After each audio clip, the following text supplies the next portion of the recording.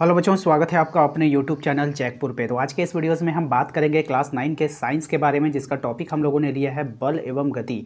ठीक है, इस टॉपिक को हम लोग देखेंगे और आज ही के इस वीडियोस में इसको याद करने का प्रयास करेंगे, इसको समझने का प्रयास करेंगे। तो वीडियो काफ़ी इंपॉर्टेंट है, शुरू से लेकर अंत तक आपको बने रहना है। काफ़ी इंपॉर्टेंट सवालों को शामिल किया जाएगा और कौन कौन से सवाल VVI की कैटेगरी में आते हैं, यानी इंपॉर्टेंट कैटेगरी में आते हैं, उसको भी बताया जाएगा।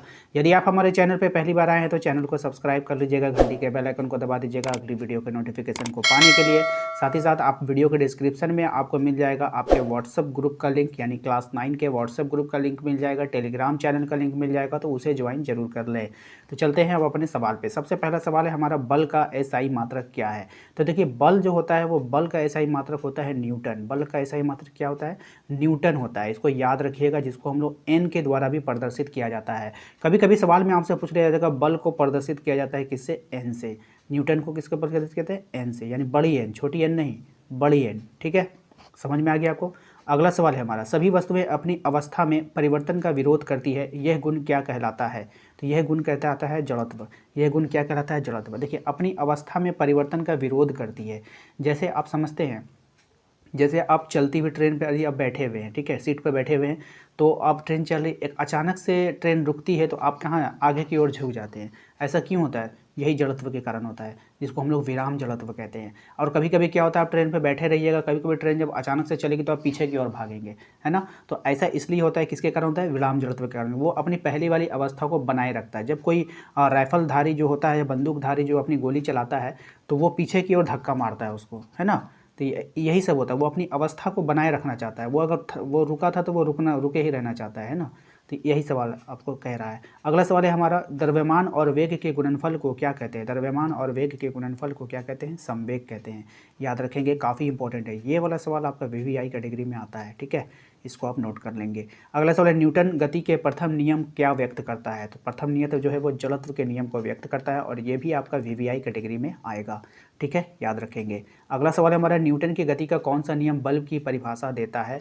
तो न्यूटन गति का जो प्रथम नियम है वो बल को परिभाषित करता है और ये भी आपका VVI कैटेगरी में आ जाएगा। अगला सवाल है हमारा, न्यूटन के दूसरे गति के नियम से किसकी माप प्राप्त की जाती है। तो न्यूटन गति का जो दूसरा नियम है उससे बल का माप ज्ञात किया जाता है, यानी फॉर्मूला होगा।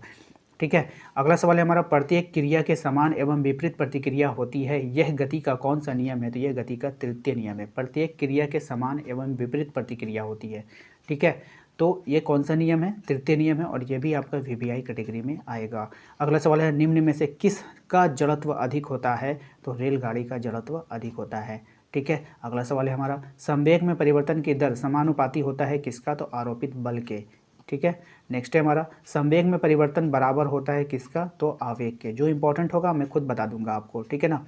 नेक्स्ट है हमारा, संवेग का SI मात्रक क्या होता है। तो संवेग का जो SI मात्रक क्या होता है, तो होता है किलोग्राम मीटर पर सेकेंड। संवेग का SI मात्रक क्या होता है? किलोग्राम मीटर पर सेकेंड। इसको आप बोलेंगे किलोग्राम मीटर, इसको हम लोग पर बोलते हैं सेकेंड। ठीक है, नेक्स्ट है हमारा, किसी द्रव्यमान की वस्तु, किसी m द्रव्यमान की वस्तु का वेग v है तो संवेग क्या होगा। ठीक है, तो हो जाएगा आपका mv। क्या होगा? m/v, याद रखिएगा।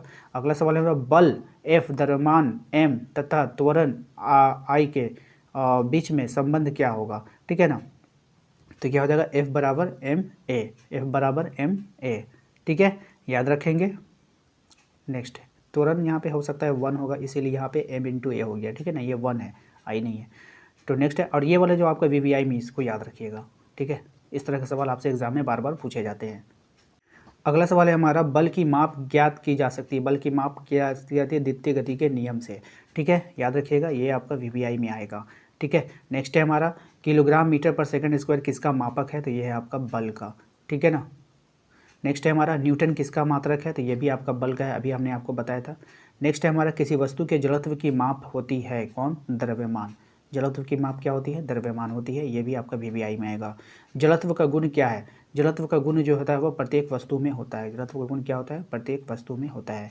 जड़त्व का नियम प्राप्त होता है न्यूटन के किस नियम से? प्रथम नियम से। जड़त्व का जो नियम है वो प्राप्त होता है न्यूटन के प्रथम नियम से। इसको भी याद रखिएगा, ये भी आपका वेरी वेरी इंपॉर्टेंट सवाल है। जिस गुण के कारण कोई पिंड अपने विराम या गति की अवस्था बनाए रखना चाहता है उसे क्या कहते हैं? तो उसे जड़त्व का नियम कहते हैं। अभी हमने आपको समझा दिया था, तो ये भी आपका VVI कैटेगरी में आएगा। रॉकेट तथा जेट इंजन न्यूटन के किस नियम पर कार्य करता है? है तो तीसरे नियम पर कार्य करता है रॉकेट।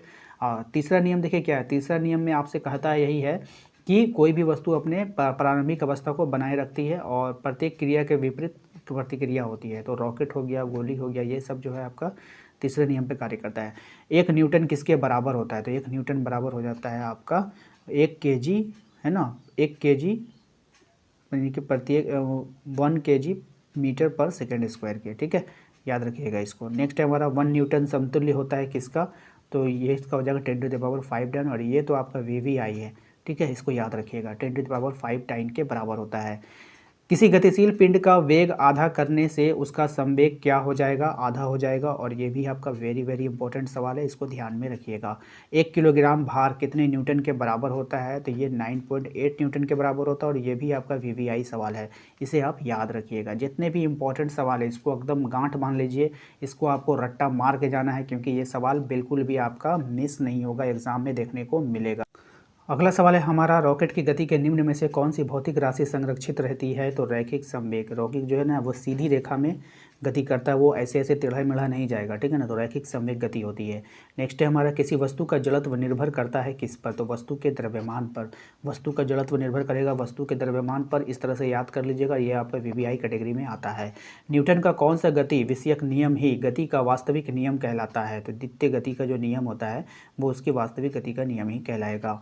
नेक्स्ट है हमारा, ठीक है, तो इसको उसके बाद जो है आपको कुछ न्यूमेरिकल है, इसको हम लोग अगले वीडियो में डिस्कस करेंगे। तो उम्मीद करते हैं कि आपको आज का ये वीडियो अच्छा लगा है। वीडियो अच्छा लगा है तो जल्दी से वीडियो को लाइक कर दीजिएगा। चैनल पे यदि पहली बार आए तो चैनल को सब्सक्राइब कर लीजिएगा। व्हाट्सएप ग्रुप और टेलीग्राम ग्रुप का लिंक आपको डिस्क्रिप्शन में मिल जाएगा, उसे जरूर ज्वाइन कर लीजिए। मिलते हैं अपने अगले वीडियो में। Thank you.